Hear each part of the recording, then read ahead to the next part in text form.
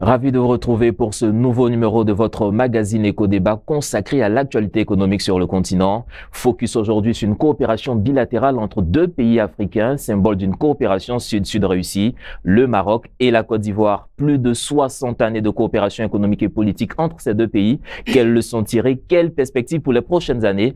Pour en parler, nous recevons sur ce plateau l'honorable Abdoulaye Ben Meïté. Vous êtes député ivoirien et président de la Commission des affaires générales et institutionnelles à l'Assemblée nationale ivoirienne. Merci encore d'avoir accepté notre invitation. C'est moi. Et avec nous ici en studio, son Excellence Abdelmalek Kettani. Vous êtes l'ambassadeur du Royaume du Maroc en Côte d'Ivoire. Merci d'avoir accepté notre invitation. Merci à vous. Alors, messieurs, la Côte d'Ivoire célèbre cette année ses 63 ans d'indépendance, une marche vers l'émergence dans laquelle le pays ouest-africain a été solidement soutenu par le Royaume du Maroc. Comment expliquer cette solide coopération entre ces deux États? Alors, tout d'abord, il faut savoir que la Côte d'Ivoire et son père fondateur, le président Félix Houphouët-Boigny, a été lié d'une grande amitié avec Feu Sa Majesté Hassan II, qui étaient deux leaders importants de l'Afrique postcoloniale, et qu'ensemble, ils ont décidé de tirer leur pays vers le haut, avec des investissements, avec des développements, et de là est née cette amitié solide qui perdure depuis, et qui s'est renforcée bien heureusement depuis l'avènement du président Alassane Ouattara en 2011, et qui continue jusqu'à ce jour, et on est très heureux des résultats qui ont été accomplis durant cette amitié solide entre Sa Majesté le roi Abdel Aziz et le président Ouattara. Alors, honorable, je me retourne aussi vers vous pour vous demander comment vous entrevoyez cette coopération, vous qui êtes la voix du peuple ivoirien. Alors, mais non, c'est une coopération naturellement satisfaisante. Vous savez que, comme l'a si bien dit son Excellence, c'est une coopération réussie. Les pères ont tracé les sillons et les fils empruntent les chemins des pères. Vous savez que le bon fils, c'est celui qui sait emprunter les bons chemins de son père. Et vous savez que le président de la République, son Excellence Alassane Ouattara, se proclame de Houphouët-Boigny, proclame et promeut sa philosophie. Donc, dans cette lancée, vous conviendrez avec moi qu'il ne peut pas en être autrement. Quand votre père vous a montré un village comme étant le sien, il vous appartient effectivement d'emprunter le chemin d'accès à ce village. C'est ce que fait le président Alassane Ouattara. Il n'y a rien de nouveau sous le soleil. Bien au contraire, je suis davantage heureux qu'en digne fils et en digne héritier du président Félix Houphouët-Boigny, le président Alassane Ouattara ait pu rassurer donc les alliés de son père, et qu'en retour, les héritiers de ce grand roi, pour qui je veux garder une pensée pieuse, Sa Majesté Hassan II, qui a marqué l'histoire du Maroc et de l'Afrique. Et savoir effectivement que sa descendance s'inscrive dans cette logique, je peux dire effectivement que c'est la seule génération, c'est pas une génération bâtarde, c'est une génération de gens dignes et responsables. Et justement, quand vous parlez de génération, vous parlez d'héritage, on voit assez les fruits de cet héritage, en tout cas au niveau de la Côte d'Ivoire. Le pays est carrément façonné par tous ces grands projets. Le Royaume du Maroc intensifie ses investissements en Côte d'Ivoire.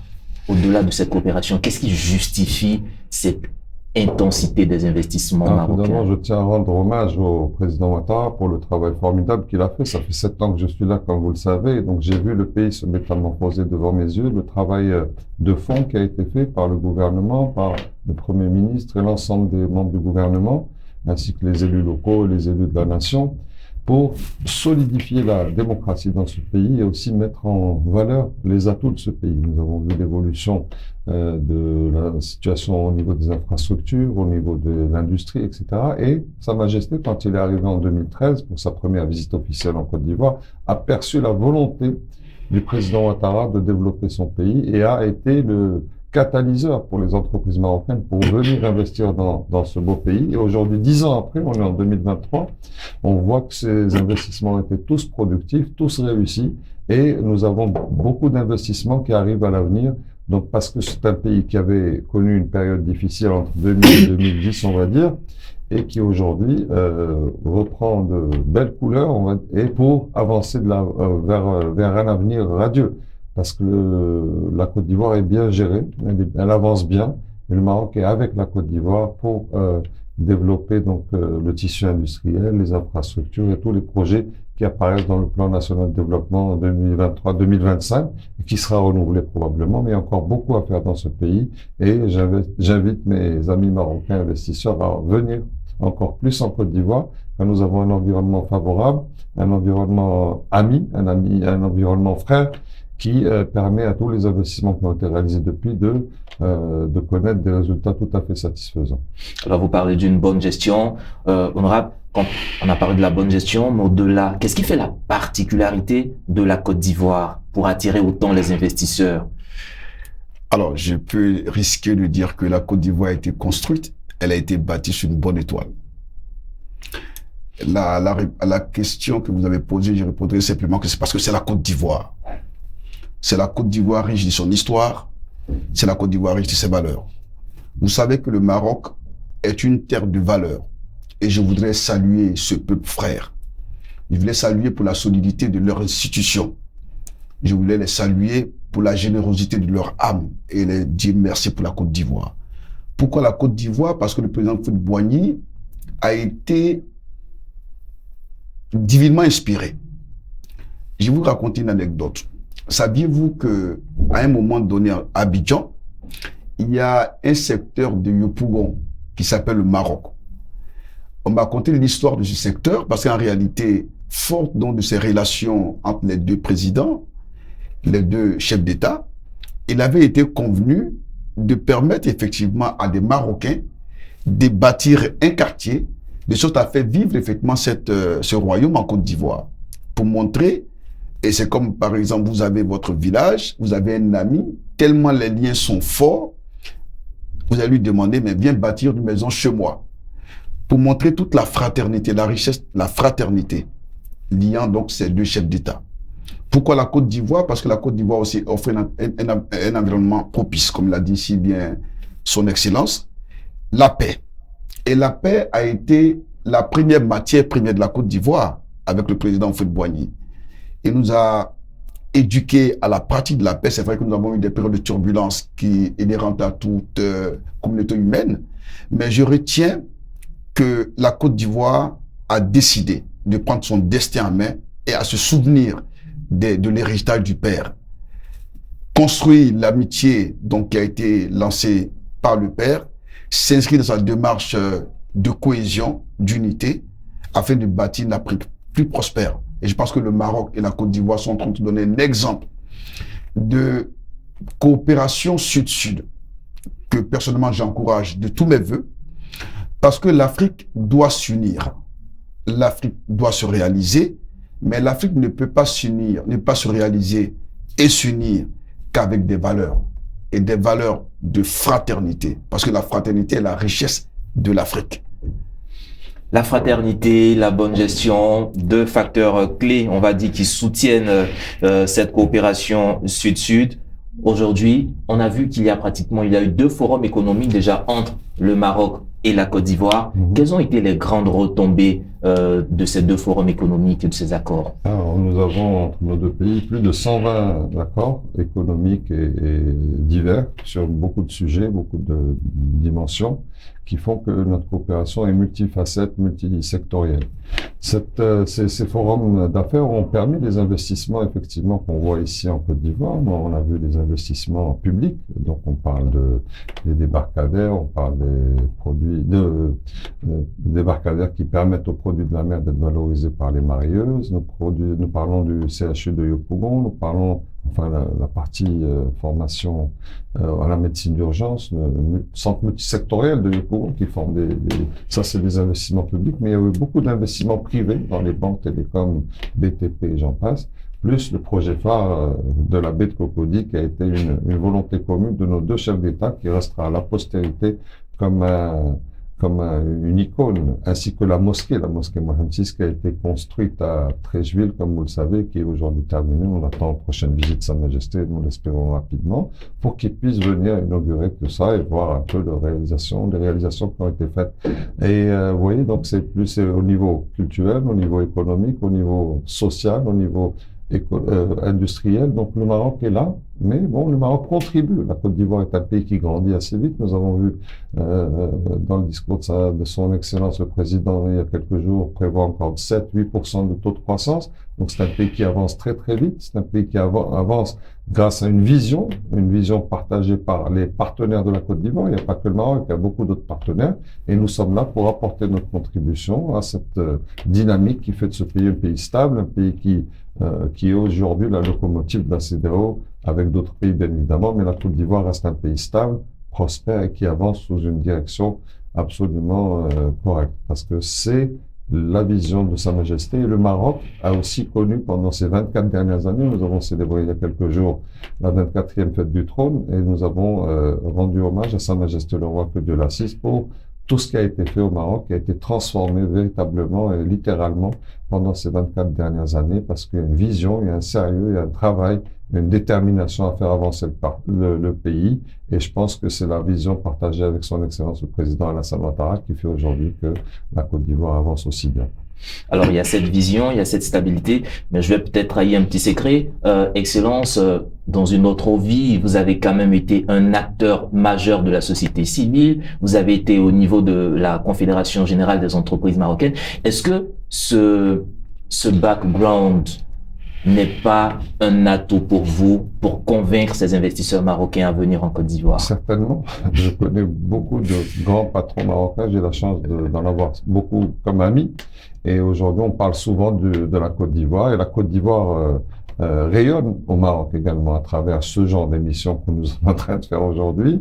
La perception de la Côte d'Ivoire a beaucoup évolué, sûrement grâce aux visites répétées de Sa Majesté depuis 2013. Donc, il y a des reportages qui sont faits régulièrement pour couvrir ces événements importants, mais aussi tout ce qui est fait par notre mission diplomatique pour permettre à la Côte d'Ivoire d'être vue, connue, respectée et être envisagée comme destination d'investissement par mes amis entrepreneurs. Donc peut-être que j'ai ce background qui m'a permis effectivement d'avoir de la facilité à accéder à ces personnes-là et j'en suis ravi.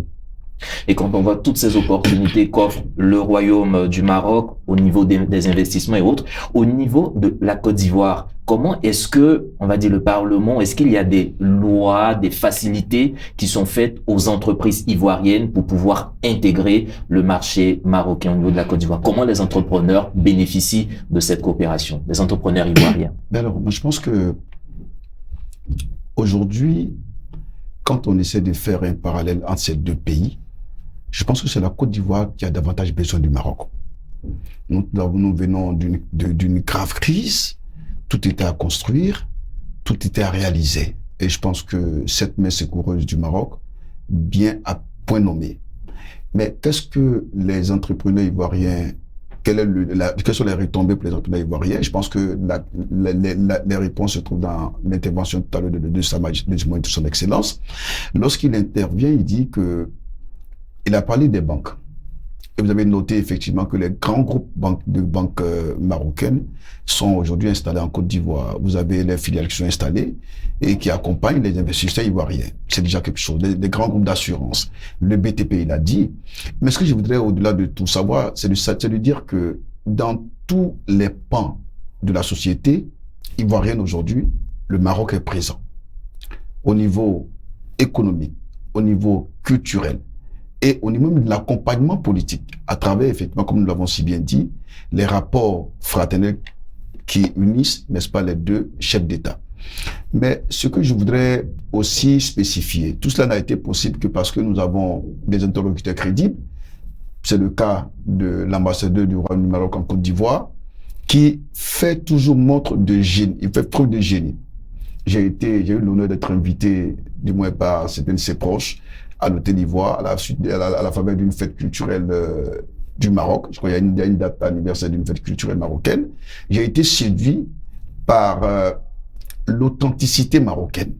C'est un peuple qui assume son identité, qui se reconnaît en son identité et qui avance avec effectivement ce support.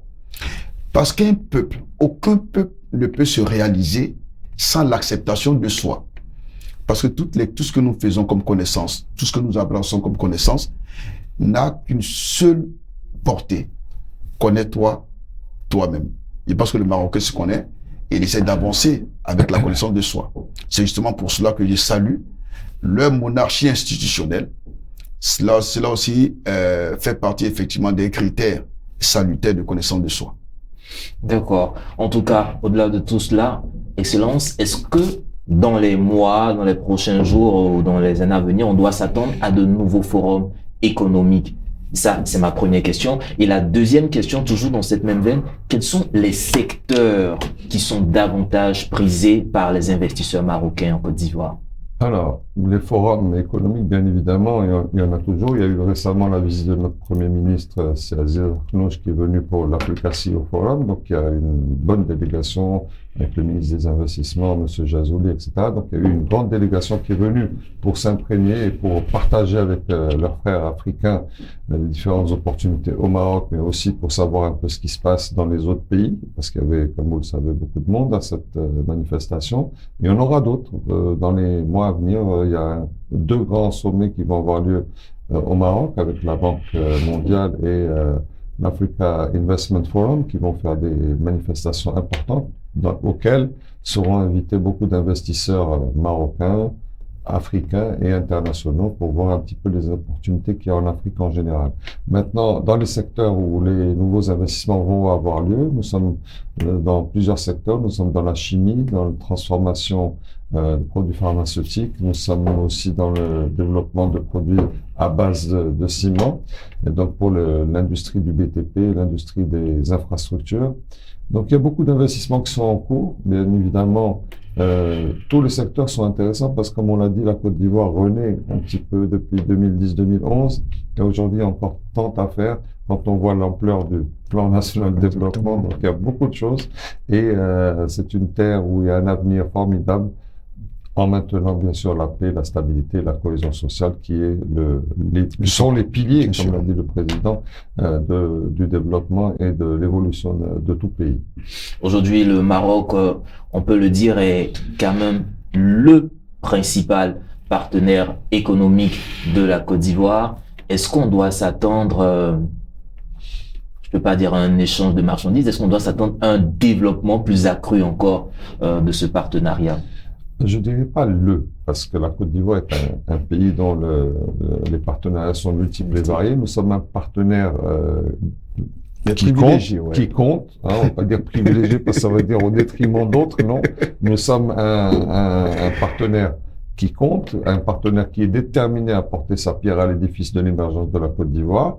Il y a beaucoup de partenaires internationaux qui contribuent au développement du pays. On s'en félicite parce que, comme je l'ai dit, il y a tant à faire que le Maroc, modestement, ne peut pas tout faire et on n'a pas cette intention du tout. C'est, comme l'a dit notre cher honorable député, c'est la coopération sud-sud, mutuellement avantageuse, comme l'a toujours souhaité et souligné Sa Majesté le Roi, que Dieu l'assiste, parce que c'est une coopération qui vise au développement conjoint de notre continent. Nous souhaitons effectivement que ce genre de coopération puisse être le cas dans beaucoup de pays. Elle existe entre le Maroc et beaucoup de pays de l'Afrique de l'Ouest et d'autres pays en Afrique, mais on souhaiterait que ce soit généralisé parce que l'Afrique a besoin de tous ses fils et de toutes ses filles pour pouvoir avancer la main dans la main, comme l'a dit notre cher honorable député. Et quand on parle aussi de coopération, quand même, on sait les besoins de la Côte d'Ivoire qui est un pays fortement agricole. Est-ce que dans ce cadre de partenariat-là, la Côte d'Ivoire essaie d'attirer davantage des investisseurs sur ce secteur? Ou quels sont les secteurs, selon vous, où la Côte d'Ivoire doit pouvoir absorber davantage d'investissements? Je l'ai dit tout à l'heure dans mon intervention. Je pense que la coopération n'est pas axée sur un terrain spécifique. Vous avez noté effectivement que tous les pans de l'économie ivoirienne sont visités dans le cadre de cette coopération-là. Et j'ai fait noter, je tiens à relever que la coopération ne se limite pas seulement au niveau économique, mais au niveau effectivement politique entre les chefs d'État. Il y a aujourd'hui, dans le cadre de la diplomatie parlementaire, qu'il y a une véritable coopération qui existe entre la Côte d'Ivoire et le Maroc. J'avais pour preuve la récente visite qu'a effectuée son Excellence Adama Bictogo, président national de la Côte d'Ivoire, au Royaume du Maroc, dans le but de réaliser cette synergie entre les peuples. Les chefs d'État vont dessiner les chemins et il appartient au peuple de s'en approprier et de mutualiser effectivement leurs forces. Parce qu'on s'est dit à l'Assemblée nationale, peut-être que l'Ivoirien connaît le Maroc. Il a dit dans ton intervention. Mais ce n'est pas évident que le Marocain lambda connaît davantage le Sénégalais que l'Ivoirien. Parce que j'ai encore en mémoire, lors d'une visite au Maroc, j'ai des personnes, des interlocuteurs qui disaient, mais quand tu vois, tu es du Sénégal, parce que justement, il y avait une forte coopération entre ces deux pays, qui ont l'avantage d'être dominés par une religion commune, et à travers également la présence de cette volonté qui a été affichée très tôt par les différents chefs d'État. Mais aujourd'hui, il nous appartient d'accompagner nos dirigeants au niveau du peuple de Côte d'Ivoire, au niveau de l'Assemblée nationale, au niveau du Parlement ivoirien, d'accompagner ces initiatives à travers des mesures comme celles prises par le président de l'Assemblée nationale, les groupes d'amitié parlementaires qui existent désormais entre la Côte d'Ivoire et le Maroc. Et ça permet aux populations de se côtoyer, de se connaître. Parce que généralement, les conflits naissent dans la méconnaissance des autres. Au-delà des conflits, en parlant de diplomatie tout à l'heure, est-ce que quand on sort de ces deux pays sur la scène internationale, cette coopération est traduite encore là-bas? Est-ce que la Côte d'Ivoire et le Maroc partent d'une même voix sur la scène internationale? Absolument, absolument. Je saisis cette occasion d'ailleurs pour souligner la forte coopération entre le Maroc et la Côte d'Ivoire dans les instances internationales, comme l'ONU, en particulier pour la question première du Maroc, à savoir l'intégrité territoriale du royaume. La Côte d'Ivoire a toujours été un partenaire fiable, solide et qui a toujours tenu donc à souligner sa position claire et ferme par rapport à l'intégrité territoriale du royaume depuis le conflit artificiel créé de toutes pièces en 1975 par les parties adverses à notre intégrité territoriale. Donc la Côte d'Ivoire est un partenaire fiable et on félicite les autorités ivoiriennes et on les remercie surtout pour leur soutien inébranlable par rapport à cette question qui est pour le peuple marocain la question numéro 1 et qui est donc très très reconnaissante à la Côte d'Ivoire pour ce soutien. Donc cette question, sur les autres questions également, les candidatures conjointes dans les instances internationales. Donc nous sommes ensemble, comme on dit ici. Et nous sommes ensemble, honorable, nous tirons pratiquement vers la fin de cette émission. Si vous avez un mot, ou quelle serait votre vision, votre perspective de cette coopération pour qu'elle soit davantage plus prospère pour les deux États? Alors j'aurais 3 mots. Le premier, c'est merci. Et tenez, ma grand-mère me disait que quand vous restez sur une montagne, sur une colline, et que vous voyez la Mecque, lorsqu'il s'agira pour vous de faire 2 rakats, donc du moins pour la Kaaba, commencez d'abord par faire 2 rakats pour la colline ou la montagne qui vous a permis effectivement d'accéder à la Kaaba. Donc en traduction, il me plaît de dire merci donc à son Excellence. Merci à lui d'avoir su traduire la volonté du peuple ivoirien de fraterniser davantage avec le royaume chérifien. Merci d'aimer la Côte d'Ivoire, parce que même dans son intervention, vous sentez une passion pour la Côte d'Ivoire. Lui, il n'est plus marocain, il est désormais ivoirien. Faut pas le dire trop fort. En même temps, il me plaît également de dire merci à tout le peuple marocain, avec à sa tête Sa Majesté, qui est désormais un fils de la Côte d'Ivoire, depuis toujours d'ailleurs, et qui est un fils pour le président de la République de Côte d'Ivoire. Je voudrais inciter exactement les entrepreneurs ivoiriens de s'intéresser à leur tour au Maroc. Parce que cette coopération, je ne la voudrais pas, du moins à mon niveau, la Côte d'Ivoire, je pense que c'est ça aussi l'avis du président de la République, nous ne la voulons pas unilatérale. Il faut que cette initiative soit bilatérale. Il appartient aux opérateurs économiques ivoiriens d'aller rechercher des opportunités au Maroc, de sorte à ce que cette coopération soit dynamique, qu'elle soit effectivement bilatérale. Merci, honorable. Excellence, vous avez le mot de fin. Comment est-ce que vous voyez cette coopération dans les années, les décennies à venir? Alors tout d'abord, j'aimerais donc rendre hommage à nos 2 chefs d'État, frères, qui sont vraiment des frères et ils sont unis par beaucoup de valeurs, beaucoup de visions communes pour leurs pays respectifs et leur peuple, bien évidemment. La perspective est positive, la perspective est formidable parce que, comme je l'ai dit, la Côte d'Ivoire est un pays qui se développe très rapidement, 7%, 8%, c'est jamais vu dans le monde. Hein. Aujourd'hui, dans le monde entier, on entend les crises, etc. Mais un pays qui croît à 7%, c'est un pays qui doit retenir l'attention des investisseurs, l'attention des gens qui voient de ce pays aussi un exemple de l'Afrique de l'Ouest, un sorte de havre de paix et de développement, comme l'est le Maroc en Afrique du Nord. Le Maroc, comme vous l'avez vu, s'est développé de façon spectaculaire pendant ces 24 dernières années. Quand on regarde l'environnement en Afrique du Nord, c'est vraiment une oasis de paix et de développement. Et nous souhaitons vraiment que la Côte d'Ivoire soit aussi cette oasis. Nous espérons que cette oasis soit le plus large possible en Afrique de l'Ouest. Nous avons des pays qui se développent très bien. La Côte d'Ivoire, comme on voit le développement, c'est un pays qui augure de lendemains très, très intéressants. Et à nos investisseurs marocains et ivoiriens de voir ce qu'ils peuvent faire ensemble. Le Maroc est ouvert. Nous avons des instances étatiques qui sont là pour assister, aider les investisseurs, et l'ambassade est ouverte également pour tout conseil, toute recommandation que les investisseurs souhaiteraient avoir par rapport au Maroc, et nous sommes là pour ça parce que, comme vous le savez, sur le plan politique, les choses se passent très très bien, et maintenant nous allons développer de part et d'autre donc le développement économique de nos pays respectifs, plus d'autres questions comme la coopération au niveau médical, au niveau culturel. Nous avons un bel événement qui arrive en septembre au niveau culturel, donc qui sera très intéressant. Au niveau médical, nous avons une caravane médicale qui va venir également pour contribuer à faire de cet événement culturel, médical aussi une belle opportunité. Donc il y a beaucoup à faire. Nous travaillons tous les jours pour cela, et comme l'a dit notre cher ami, avec passion et détermination pour être à la hauteur de la vision de Sa Majesté le Roi et du président Alassane Ouattara. Merci encore, Excellence. Bonne gestion, fraternité, stabilité socio-économique, opportunité économique. Messieurs, merci encore pour vos contributions. 60 ans, plus de 60 années de coopération entre ces deux États. C'était en tout cas le thème de notre entretien, de notre échange de ce jour. Mesdames et messieurs, c'est ici que se referme cette émission. Agréable suite de programme sur nos antennes et à très bientôt.